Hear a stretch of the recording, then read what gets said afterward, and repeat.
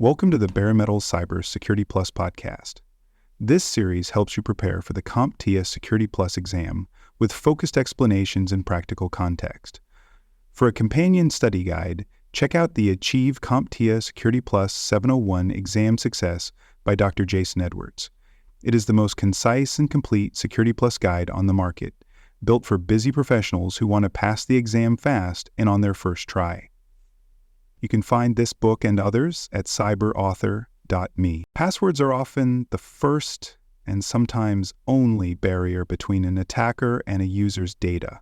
Yet time and time again, poor password practices are exploited in breaches, ransomware campaigns, and credential stuffing attacks. That's why secure password management remains a core pillar of cybersecurity. In this episode, we'll review essential password best practices, explore the use of password managers, and discuss how organizations are starting to move beyond passwords entirely with passwordless authentication. Let's begin with password best practices. These guidelines aren't just recommendations. They're proven techniques to reduce risk and make it harder for attackers to gain access. The first principle is length. Longer passwords are exponentially harder to crack using brute force or dictionary attacks. While many systems used to require a minimum of 8 characters, current best practices suggest a minimum of 12, and even more for administrative or sensitive accounts. Next is complexity. Complexity means using a combination of uppercase and lowercase letters, numbers, and special characters. This increases the number of possible combinations and makes the password harder to guess. However, complexity should not come at the expense of usability. A long, memorable passphrase like "Red Canoe runs fast" is often more secure and user-friendly than something like R7 at T1XZ. Password reuse is another major concern. If users reuse the same password across multiple sites or services, a breach at one provider can compromise many accounts. Attackers frequently use stolen credentials in automated attacks called credential stuffing, trying the same username and password on dozens of platforms.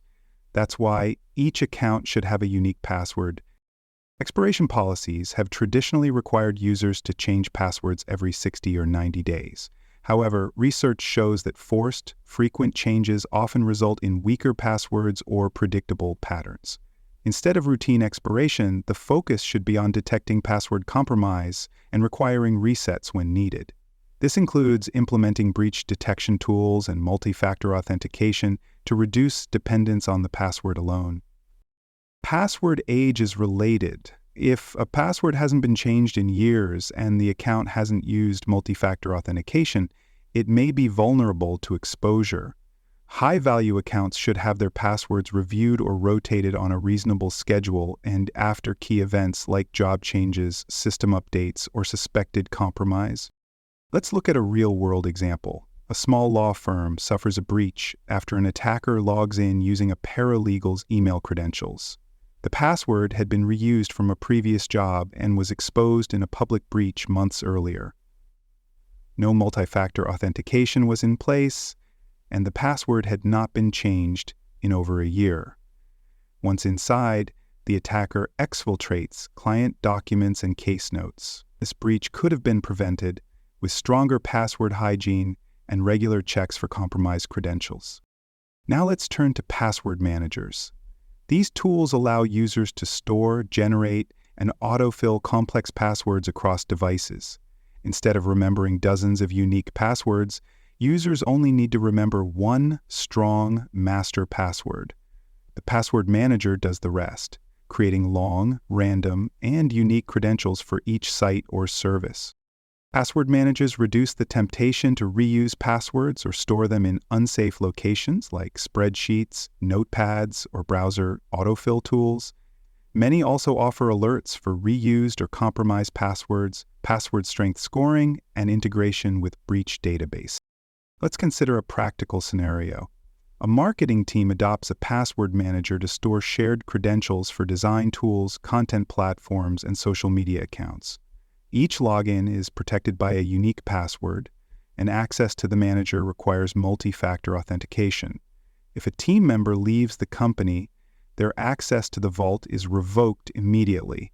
This centralizes control, improves password hygiene, and supports onboarding and offboarding securely. When implementing password managers, organizations should choose tools with end-to-end encryption, zero-acknowledge architecture, and enterprise controls. Administrators should be able to enforce policies, reset accounts, audit access, and monitor for suspicious behavior.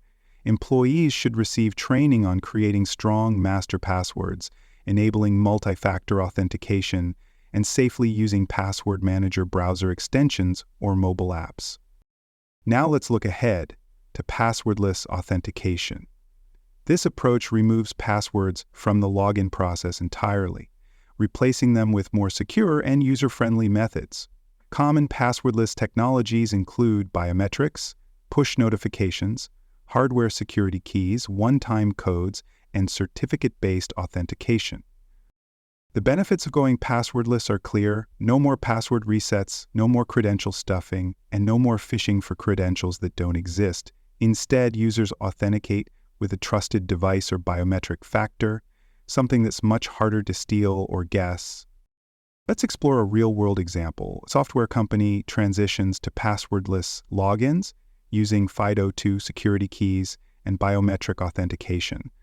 Developers log in using a fingerprint scan on their laptop or a tap of a USB security key. The login is fast, secure, and resistant to phishing. No passwords are stored, and access is linked to the physical device and user presence. Another approach is to use a mobile authenticator app. When a user attempts to log in, they receive a push notification on their phone. Tapping Approve completes the login, while denying the request prevents access. This adds a strong possession factor and eliminates the password entirely. Passwordless authentication does require investment.